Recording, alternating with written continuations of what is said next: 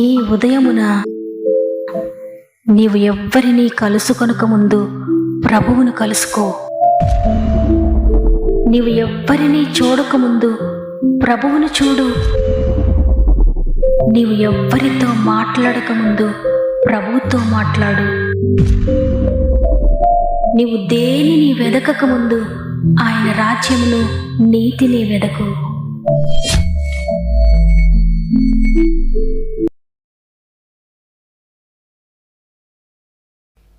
Praise the lord. ప్రభువైన యేసుక్రీస్తు నామములో మీ అందరికీ నా యొక్క ప్రత్యేకమైన శుభములు తెలియజేస్తూ మరి ఒకసారి గాడ్ ఫస్ట్ అనే వాగ్దాన కార్యక్రమానికి మిమ్మల్ని అందరినీ హృదయపూర్వకంగా ఆహ్వానిస్తున్నాను. ప్రియ దేవుని బిడ్డలారా, దేవుని కృపలో మీరంతా బాగున్నారని నమ్ముతున్నాను. మీరు మీ కుటుంబాలు దేవునిలో వర్ధిల్లాలని, మీరంతా ఆరోగ్యంగా ఉండాలని, ఆత్మలో వర్ధిల్లుచున్న ప్రకారంగా అన్ని విషయాల్లో మీరు వర్ధిల్లాలని మా అనుదిన ప్రార్థనలో మిమ్మల్ని అందరినీ జ్ఞాపకం చేసుకొని మిమ్మల్ని అందరినీ దేవుని చేతులకు అప్పగిస్తూ ఉన్నాను. ఈ ఉదయాన లేవగానే మీ పరిస్థితులన్నీ మీకు వ్యతిరేకంగా ఉన్నా దేవుడిస్తున్న వాగ్దానాన్ని నమ్మండి. ఆయన వాక్కు ఎత్తిపట్టండి. ఎప్పటికైనా మాట నిర్వీర్యం కాదు. నీవు నమ్మినట్లయితే ప్రతి వాగ్దానము నీ జీవితంలో నెరవేరుతుంది. తప్పకుండా దేవుని కార్యములు నీవు చూస్తావు. అంతేకాకుండా మీలో ఇంకెవరైనా శ్రమల్లో శోధనలో ఉంటే మీ యొక్క ప్రతి ప్రార్థన విన్నపమును కామెంట్స్ ద్వారా తప్పక నాకు తెలియచేయండి. మీ అందరి కొరకు తప్పక ప్రార్థిస్తూ మిమ్మల్ని అందరినీ దేవుని చేతులకు అప్పగిస్తూ ఉన్నాను. మన ప్రార్థనలను ఎప్పటికీ త్రోసివేయడు, మనకన్నిటినైనా త్రోసివేయడు. తప్పక ప్రార్థనలన్నిటికీ జవాబిస్తాడు ఆయన. విశ్వసించండి. తప్పక చివరి ప్రార్థనలో ఏకీభవించండి. పరిశుద్ధాత్మ దేవుడు ఈరోజు మిమ్మల్ని తాకబోతూ ఉన్నాడు. దేవుని సన్నిధి మీ గృహాలకు దిగి రాబోతుంది. రిసీవ్ చేసుకోండి. ఆయన శక్తిని పొందుకోండి. ఆయన స్వస్థతను పొందుకోండి. సమస్త మహిమ ఘనత ప్రభావములు దేవునికి చెల్లునుగాక. ఈరోజు ప్రభు మనకు అనుగ్రహిస్తున్న శ్రేష్టమైన వాగ్దానం యెషయా గ్రంథము 53వ అధ్యాయము 5వ వచనము. అతడు పొందిన దెబ్బల చేత మనకు స్వస్థత కలుగుచున్నది. ఆమేన్. ఈరోజు దేవా నాతో ఏం మాట్లాడతారని ఆశతో ఎదురు చూస్తున్న ప్రియ సహోదరి, దేవుడు నీకు వాగ్దానం ఇస్తున్నాడు. నేను నీకు బదులుగా గాయపడ్డాను. నీ రోగాన్ని నేను శిలువలో భరించాను. నేను పొందిన దెబ్బల చేత మీకు స్వస్థత కలుగుతుందని. ప్రియ సహోదరుడా, భయంకరమైన వ్యాధితో మంచంపై ఉన్నారా? ఎవ్వరూ బాగు చేయలేని మానసికమైన వ్యాధితో మీరు బాధపడుతున్నారా? ఎవ్వరూ తీయలేని, ఎవ్వరూ క్షమించలేని పాపరోగంతో మీరు బాధపడుతున్నారా? దేవుడి రోజు నీకు వాగ్దానం ఇస్తున్నారు. నీవు పొందవలసిన శిక్షను నేను భరించాను. నీవు పొందవలసిన గాయములు నేను భరించాను. నీకు బదులుగా నేను నీ సమస్తాన్ని నేను భరించాను. కాబట్టి అందువల్ల నీవు స్వస్థత పొందుకోవడానికి అర్హుడవో అర్హురాలవో భయపడొద్దు అని దేవుడు ఈరోజు నీతో మాట్లాడుతున్నారు. చూడండి, మత్తయి సువార్త 20వ అధ్యాయము 28వ వచనము. అలాగే మనుష్య కుమారుడు పరిచారం చేయించుకున్నటకు రాలేదు గాని పరిచారము చేయుటకును అనేకులకు ప్రతిగా విమోచన క్రయధనముగా తన ప్రాణమునిచ్చుటకును వచ్చానని చెప్పాను. అదేవిధంగా మత్తయి సువార్తలోనే 26వ అధ్యాయము 28వ వచనంలో, ఇది నా రక్తము అనగా పాపక్షమాపణ నిమిత్తము అనేకుల కొరకు చిందింపబడుచున్న నిబంధన రక్తము. యేసుప్రభువు వారు నీ పాపాన్ని, నీ పాపము ద్వారా వచ్చిన నీ రోగమును, నీ శాపమును ఆయన శిలువలో భరించి నీకు బదులుగా ఆయన రక్తం కార్చారు. విమోచన క్రయధనముగా తన ప్రాణము నీ కొరకు ఇచ్చారు. నీ కొరకు గాయపడ్డారు. కాబట్టి నిన్ను శారీరకంగా స్వస్థపరచడానికి, మానసికంగా స్వస్థపరచడానికి, అన్నిటికన్నా ప్రాముఖ్యంగా ఆత్మీయంగా పాపరోగం నుండి నేను స్వస్థపరచడానికి ఆయన అర్హుడు, ఆయన సమర్థుడు. కాబట్టి నీవే పాపంతోనే భయపడొద్దు. నీ పాపపు రోగాన్ని యేసు రక్తం కడుగుతుంది. తద్వారా వచ్చిన శాపమును, రోగమును, కష్టాలు అన్నీ కూడా ఆయన విమోచించారు శిలువలో. కాబట్టి నీవు నీ పాపములు ఒప్పుకున్నట్లయితే నీ పాపములను క్షమిస్తాడు. తద్వారా వచ్చిన ప్రతి శాపమును కొట్టివేస్తాడు, వ్యాధిని కొట్టివేస్తాడు. నీ శరీరంలో ఏ నొప్పి, ఏ బాధ నీవు కలిగి ఉన్నా, నీ రోగం ఎంత పెద్దదైనా, నీ వ్యాధి ఎటువంటిదైనా, ఒకవేళ మరణకరమైన వ్యాధితో నువ్వు బాధపడుతున్నా, మరణశయ్యపై ఉన్నా, ఒకవేళ నీ స్వంత వారెవరైనా ఐసీయూలో ఉన్నా, ఎంత మాత్రం భయపడొద్దు. ప్రతి రోగానికి నీ కొరకు ప్రాణమిచ్చిన ప్రభువు నీ పాపాన్ని ఒప్పుకుంటే నీ పాపాన్ని క్షమిస్తాడు. నీ రోగాన్ని స్వస్థపరుస్తాడు. నీ మానసిక వ్యాధి నుండి నేను విడిపిస్తాడు.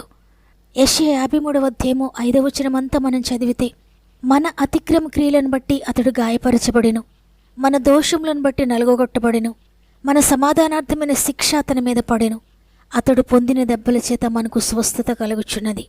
నీ శిక్ష ఆయన మీద వేసుకున్నాడు. నీ అతిక్రమ క్రియలను బట్టి ఆయన గాయపరచబడ్డాడు. నీ దోషములను బట్టి ఆయన నలుగొట్టబడ్డాడు. నీ కొరకైన సిలువలో సమస్తాన్ని చేసి ముగించారు. నీ పాపాన్ని సమాప్తం చేశారు, నీ రోగాన్ని సమాప్తం చేశారు, నీ మానసిక వ్యాధిని సమాప్తం చేశారు. నీవు చేయాల్సింది నీ ప్రతి పాపమును ఆయన సందులో ఒప్పుకొని, నేను పాపిని తండ్రి అని నువ్వు కన్నీటితో ఆయన సందులో మోకరించి ప్రార్థించి, నీ నీతి నాకు కావాలని ఆయన నీతి కొరకు నీవు అడిగితే, నీ పాపములు క్షమించి ఆయన నీతితో పాటు నీకు ఆరోగ్యాన్ని కూడా ఇస్తాడు. మానసికంగా నలిగిపోతూ ఉంటే నేను విడిపిస్తాడు. శారీరకంగా నువ్వు ఏ బాధలో ఉన్నా నేను విడిపిస్తాడు.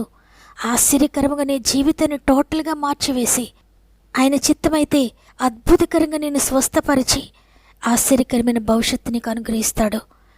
ఒకవేళ నీవు యోబు వలె యెహోవా ఇచ్చెను, యెహోవా తీసుకొని పోయాను, ఆయనకి స్తుతి కలుగునుగాక, నన్ను ఆయన స్వస్థపరిచినా పర్వాలేదు, నన్ను ఆయన స్వస్థపరచకపోయినా పర్వాలేదు, ఇదిగో ఆయన నన్ను చంపినా ఇంకా ఆయన కొరకు నేను ఎదురు చూస్తానని అంతగా నీవు ఆయనకు సమర్పించుకుంటే, పూర్తిగా ఆయన చిత్తానికి నువ్వు లోబడితే, నీ చిత్తమే నా ఇష్టమయ్యా, నువ్వు స్వస్థపరిస్తే నీకు స్తుతి చెల్లిస్తాను, ఒకవేళ నువ్వు స్వస్థపరచకపోయినా నీ రాజ్యాన్ని నాకు ఇస్తే చాలు, నీ నిత్య రాజ్యంలో నన్ను చేర్చుకోండియా అని నిత్య రాజ్యం కొరకు నువ్వు ఎదురు చూస్తే, శాశ్వతమైన రాజ్యం అది.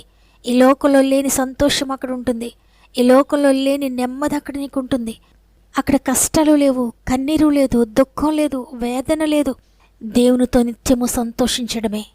కాబట్టి మీరెంత వ్యాధిలో ఉన్నా, ఎంత బాధలో ఉన్నా, తండ్రి ఈ శారీరకమైన స్వస్థత కన్నా ఆత్మ స్వస్థత నాకు ముఖ్యమయ్యా, నా ఆత్మను స్వస్థపరచండి, ఈ పాప రోగమును నన్ను విడిపించండి అని దేవుని చిత్తానికి నీ జీవితాన్ని సమర్పించుకో. నీ ఆత్మను పరిశుద్ధపరుస్తాడు. కొంతసేపు కనబడి అంతలో మాయమైపోయే ఆవిరి వంటిది. ఆయుష్కాలము 70 సంవత్సరాలు, అధిక బలం ఉంటే 80 సంవత్సరాలు. అయితే ఆ నిత్య రాజ్యము కోట్ల సంవత్సరాల సంతోషం, నిత్యము సంతోషం. ఆ నిత్య రాజ్యం కొరకు మనమందరం సిద్ధపడదాం.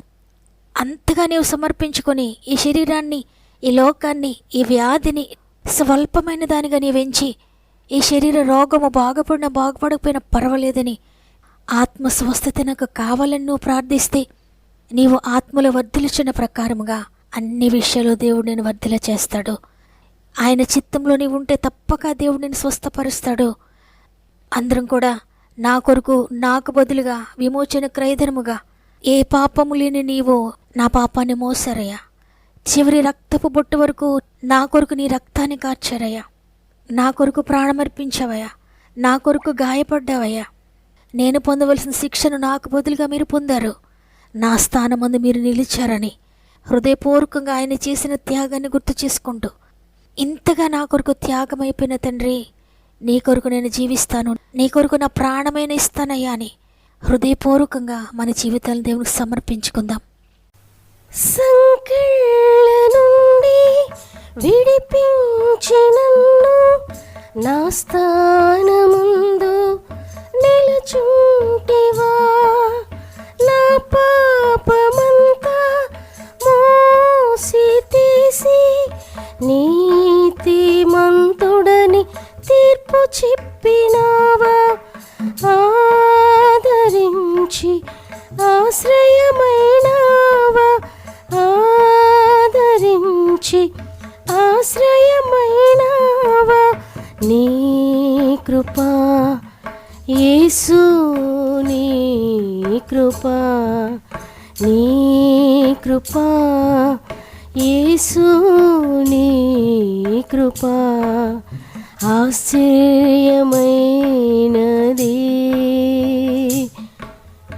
ఆకాశము కంటే ఉన్నతమైనది,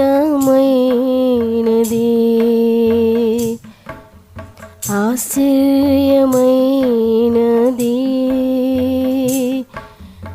ఆకాశము కంటే ఉన్నతమైనది. అందరిలో నుండి నన్ను ఆకర్షించి నన్ను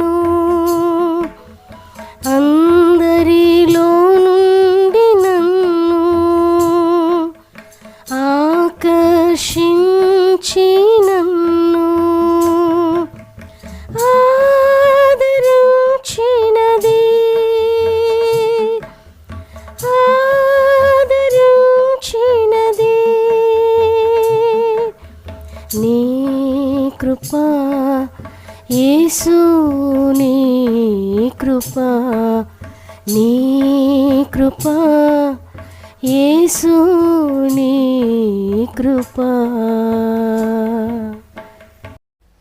ప్రేమగల తండ్రి, నీకు వందనాలు. నీ కృపను బట్టి మరొక దినమును చూడడానికి మాకు సహాయం చేశారు. ఏ పాపము లేని నీవు పాపినైన నా కొరకు బలి అయిపోయావు. ఏ వ్యాధి లేని నీవు నా కొరకు రోగిగా మారిపోయావు. నా కొరకు గాయపడ్డారు, నా కొరకు రక్తమంతా కార్చారు, నా కొరకు ప్రాణమర్పించేశారు. తండ్రి, నీ కొరకు నేను బ్రతుకుతానయ్యా. నా జీవితాన్ని నీ కొరకు వాడతాను. నా మాటలు నీ కొరకే, నా తలంపులు నీ కొరకే, నా పనులు నీ కొరకే, నా నడకలు నీ కొరకే, నా జ్ఞానము నీ కొరకే, నా సమయము నీ కొరకే. నీ కొరకు మాట్లాడతాను, నీ కొరకు ఆలోచిస్తాను, నీ కొరకు పని చేస్తాను, నీ కొరకు పరిగెడతాను. నా బలము నీ కొరకే, నా ఆరోగ్యము నీ కొరకే. నా కొరకు ప్రాణమర్పించిన వారు ఎవ్వరూ లేరయ్యా ఈ లోకంలో, నీవు తప్ప. ప్రాణమిచ్చిన నీ కొరకు మేము మా జీవితాలు సమర్పించుకుంటున్నామయ్యా. ఎంతమంది అయితే ఈ విధంగా వారి జీవితాలు నీకు సమర్పించుకుంటున్నారో ప్రతి ఒక్కరిని ముట్టండి. పరిశుద్ధాత్ముడు ప్రతి ఒక్కరి శరీరాలను తాకండి. ప్రతి కుటుంబంలో అద్భుతకరమైన స్వస్థత దయచేయండి. ఏ రోగము వారి కుటుంబాలను ఏలుతుందో, అది మానసిక వ్యాధి అయినా, శారీరకమైన వ్యాధి అయినా, పాప రోగమైన, ఆత్మీయ వ్యాధి అయినా, నిశ్చయముగా ప్రతి వ్యాధిని, ప్రతి రోగమును యేసు భరించెను.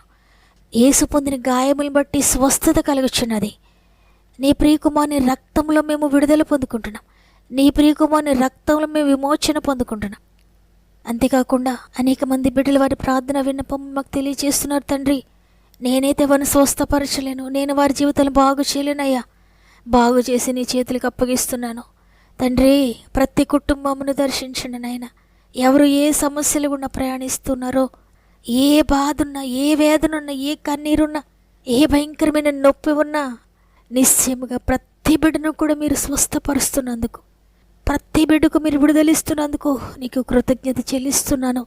ఒక్కరిని కూడా విడిచిపెట్టద్దయ్యా. ప్రతి ఒక్కరిని దర్శించండి నాయన. వారి జీవితంలో వారిని బాధ పెడుతున్న విషయం ఏదైనప్పటికీ ప్రతి బాధ నుండి కూడా మీరు విడిపించి నెమ్మది దయచేస్తున్నారని నమ్ముతున్నాను. అంతేకాకుండా గర్భంతో ఉన్న ప్రతి బిడ్డను నీ చేతులు పెడుతున్నాను తండ్రి. చక్కటి సేఫ్ డెలివరీ స్థాయి చేయండి. ఈరోజు పుట్టినరోజులు, పెండ్లి రోజులు జరుపుకున్న వారందరినీ కూడా జ్ఞాపకం చేసుకునండి. ఈ నూతన సంవత్సరంలో నూతనమైన ఆత్మీయ ఆశీర్వాదాలతో నింపి నడిపించండి. ఈ దినమును ప్రారంభిస్తుండే ఈరోజంతా మా ఆత్మీయ కుటుంబానికి తోడుగా ఉండి, ఈరోజు వారు ఏ పని ప్రారంభిస్తున్నా, ఏ పని కొరకు వెళ్తున్నా, నీ దూతలు వారికి తోడుగా ఉంచి వారికి ముందుగా మీరు నడిచి ప్రతి పనిలో విజయము దయచేసి ఈ రోజంతా జయకరముగా నడిపిస్తారని యేసయ్య పరిశుద్ధమైన నామములో అడిగి వేడుకొంచున్నాను తండ్రి. ఆమెన్. ప్రియ చెల్లి, ప్రియ తమ్ముడు, అద్భుతకరమైన వాగ్దానాన్ని దేవుడు అనుగ్రహించారు. ఆయన పొందిన దెబ్బల చేత మీరు అన్ని విషయాల నుండి స్వస్థత పొందుకోబోతున్నారు. విశ్వసించండి, మీ ప్రతి భారమునైనా తీసివేయబోతున్నాడు. ఈ వాగ్దానం ద్వారా నేను బలపరచబడ్డానన్న వారు ఆమెనని చెప్పండి. తప్పకుండా వాగ్దానాన్ని లైక్ చేయండి, మీకు తెలిసిన వారందరికీ షేర్ చేయండి. దేవుడు ఈరోజు నమ్మిన వారందరినీ స్వస్థపరచబోతున్నాడు. విశ్వసించి ఈ వాగ్దానాన్ని రిసీవ్ చేసుకోండి. దేవుని చిత్తమైతే తిరిగి రేపు అందరం కలిసి ఆయనను స్తుతిందాం. అంతవరకు ప్రభు మీకు, మీ కుటుంబాలకు తోడేండి నడిపించునుగాక. God bless you.